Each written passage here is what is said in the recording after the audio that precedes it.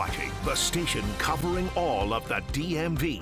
This is DC News Now.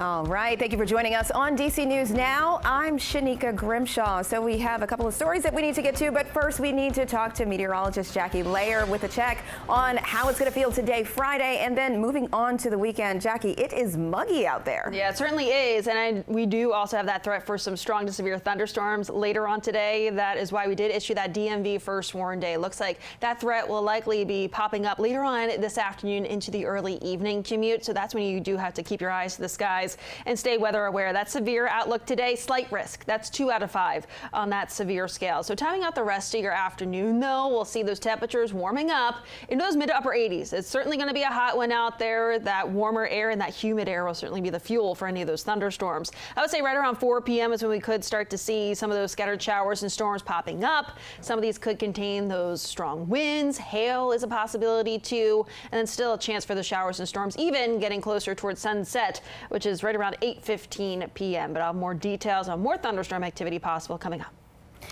All right, Jackie, thank you. Governor Wes Moore declaring a state of emergency in western Maryland. He surveyed the damage in Westernport yesterday. Tuesday's heavy rains caused a lot of damage to buildings and flooded cars. It also caused gas and power outages and closed roads. Governor Moore assured residents they're working toward the community's full recovery. Just going to make sure that every single asset that we have and every lever that we can pull from a local, from a state, from a federal perspective are going to get to the people and get to the people as quickly as possible as we work together with this recovery effort. Just to get some security, feel like he is here and things are going to be taken care of in the future with the recovery. So I'm super excited about that. And recovery efforts will continue today. And the Maryland Department of Emergency Management needs your help with cleanup efforts in western Maryland. They're encouraging people to sign up for the Crisis Cleanup Program. It dispatches small groups of volunteers to help those who need relief. You can sign up online, and the link to our website, that is at dcnewsnow.com. You can find that link there. And a toddler surviving a fall from an apartment building in Montgomery County. It happened yesterday at the Enclave Apartments in Silver Spring. First responders say the 2-year-old boy fell 15 stories from a balcony and landed in the bushes below. He was taken to the hospital and is expected to be okay. First responders say the boy was acting normal and only suffered a broken arm. One neighbor says it's a miracle. It's very amazing to me. I say God protect it. I think parents should be more responsible about that. Police say no criminal charges have been filed and the investigation is ongoing. And there's a new report in Maryland that shows more people in Montgomery County are experiencing homelessness. The study says the region had 356 more people needing help, which is about 32%. That's a 32% increase from last year. And it's due to several factors, including rent increases, inflation, and the end of COVID programs. The county executive says they need more affordable housing. And developing now in Maryland, some concerning details about numerous suspects in police custody. A new report shows 36 deaths should have been ruled homicides. The Attorney General released an independent audit of the former chief medical examiner. It shows 36 people who died in police custody were listed as undetermined, accidental, or natural, but independent forensic reviewers unanimously concluded that they should have been classified as homicides. The auditors also found systemic deficiencies in how the office documented autopsies, including missing photos, incomplete information, and inconsistent details on restraint-related injuries. And an update to a story we brought to you yesterday. We now know the name of the man killed in Southeast D.C. Wednesday night. Police say they found Ricky Jones shot multiple times behind a building on Elvins Road. Jones died at the scene, and police are asking anyone with information about the shooting to contact them. And new information on the military parade planned for the district next month. The Washington Post reports new estimates costing between $25 to $45 million. That report also says the plan is to have 50 aircraft, 150 Army vehicles, and 6,600 soldiers. The parade is officially to commemorate the Army's 250th anniversary, and it'll be held on June 14th, which is President Trump's 79th birthday. The Post reports about 3,000 service members will be housed on unused floors of the General Services Administration building. With another 2,000, they'll be housed at a USDA building, and all of the vehicles will be brought in by train or truck. And in Virginia, Governor Glenn Youngkin slamming Arlington County leaders for restricting police from cooperating with ICE agents. In a social media post, he called the decision a betrayal of the oath they swore to protect their constituents. He adds the Commonwealth's Homeland Security Task Force has been making arrests and will continue to do so in Arlington County and across Virginia. And on Tuesday, the county board voted to stop proactively contacting ICE agents on any immigration issues. The board members say doing so was making the community less safe as people were too afraid to report crimes for fears of being deported. And CASA organizers, they're holding another rally for Kilmar Abrego Garcia this afternoon. The rally will be held at a Maryland federal court in Greenbelt. Judge Paula Zinnes is expected to hear arguments regarding the Trump administration's use of privilege and if more facts needed to be provided.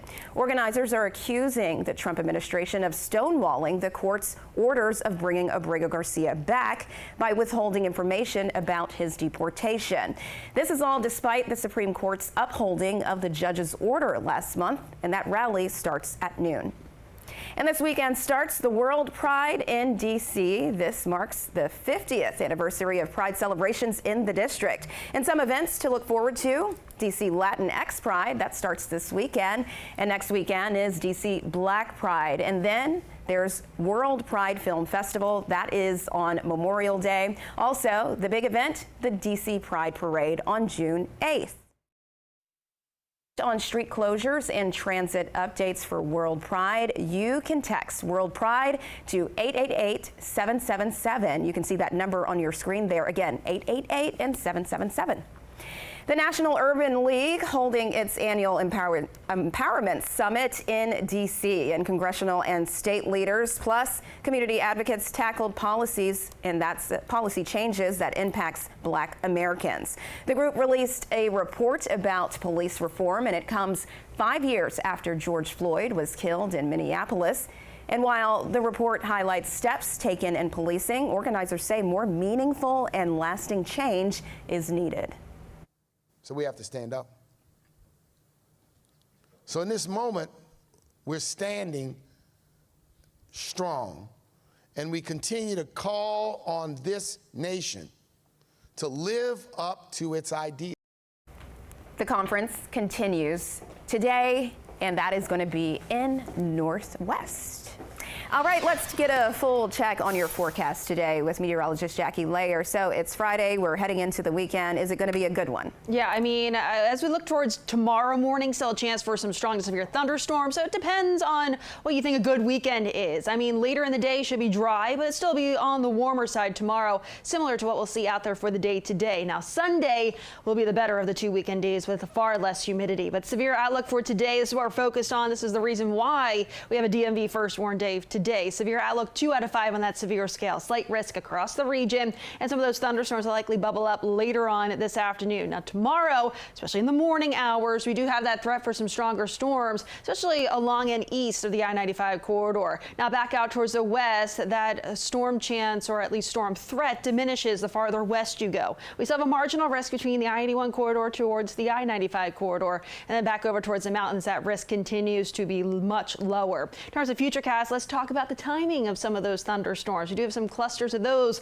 popping up, especially right around the DC metro area, just in time between 3 and 4 p.m. this afternoon. And some of these could contain those heavier downpours, limiting that visibility. Could also contain some hail too. So that'll be something that we'll have to keep a close eye on into the early afternoon. Then by 7 p.m. we have another batch of some rain and some storms sliding its way through. That will slide out. Then we see some dry times before yet another round as we look towards the overnight tonight. So this is a view of 2 o'clock in the morning. Don't be surprised if you're woken up to the heavier rainfall, maybe even some thunder too, as that slides through, and that could also contain some gusty winds. And then we're seeing some lighter showers at least through 7 a.m. before eventually that slides out. Then we'll see a cold front clear the area into early tomorrow afternoon. Could we see a stray shower with that? It's possible, but I think the bulk of the activity for tomorrow will be mainly in the morning hours. That cold front clears the area. Then we're tracking at least drier conditions for the second half of the weekend. Sunday looking really nice with lower humidity, mix of sun and clouds, and those high temperatures right around 80 degrees. So that's really nice to round out the weekend.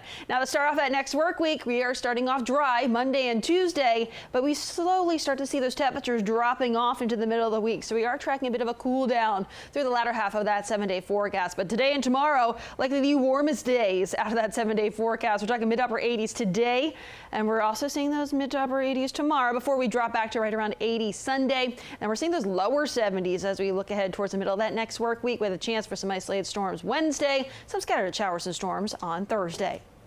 All right, Jackie, thank you. Well, some tough news for Washington Capitals fans. The quest for the Stanley Cup is over. Unfortunately, the Caps lost to the Carolina Hurricanes last night 3-1 in their second round of the playoffs. The game was tied 1-1 until Carolina scored near the end of the third period. And then Carolina scored another goal near the end of the game, securing their fourth and decisive win against the Caps. Now in the series, the Caps players expressing their disappointment now that the season is over. We have a special group, but obviously, we have our chances. Luck was not our side because I don't think we played bad hockey. It's tough. There's no other way to look at it when you lose. I think it doesn't, everything aside. I mean, when you don't reach your goals, it's tough. It's tough to swallow. It was still an incredible and historic season for the Capitals, including Alex Ovechkin breaking the all-time goals record. And happening today, the Washington Mystics kicks off their 2025 season at home. They're playing Atlanta Dream tonight at 7:30, and the Mystics looking to get back to the top after winning the title back in 2019. Some important dates to keep in mind for the upcoming season. May 28th, they're taken in Baltimore and taking on Caitlin Clark at the Indiana Fever, and on May 30th they play against the defending champs, the New York Liberty. And for a full list of their schedule, just head to our website at dcnewsnow.com. Happening this weekend, the DMV's oldest yard sale, mother of all yard sales, is back this Saturday in Adams Morgan. The yard sale has been going on since 1987, and the event features over 130 sellers selling their things from 9 a.m. to 1 p.m. And if you want a sneak peek of what to expect from the yard sale, you can search the hashtag Mother of All Yard Sales. That'll be on social media, and you can see photos of what people are selling. And summer is on the way, and the Wolf Trap is getting ready for its summer concert series. Morning anchor Tanaya Wright spoke to the CEO on what to expect this season.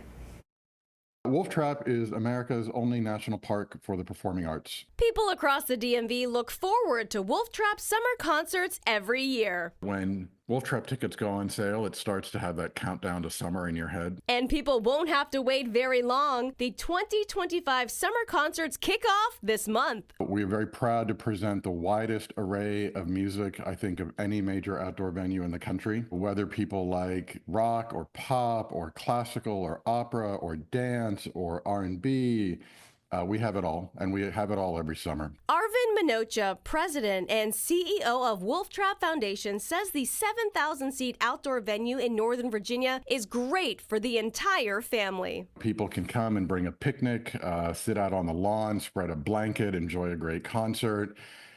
park for free. Once you have your ticket, you don't really have to buy or spend any other money on property. We really feel like we belong to the people, so we want everyone to feel like there's something for them. We're going to open the season with a few nights of the Avett Brothers. We're going to move into Paul Simon pretty quickly after that. We're going to move shortly thereafter in that month to Erykah Badu. Later in the summer, like I said earlier, we are launching a new Latin music festival, Todo Sonido. Later in the year, John Legend is coming back. We've got Train coming. We've got Cynthia Erivo is coming to perform with the National Symphony. We're going to close out the season with James Taylor. Looks like a lot of fun there. Well, that's all the time we have for you this morning on DC News Now. Be sure to stick around for more news and weather coming up on the news at noon.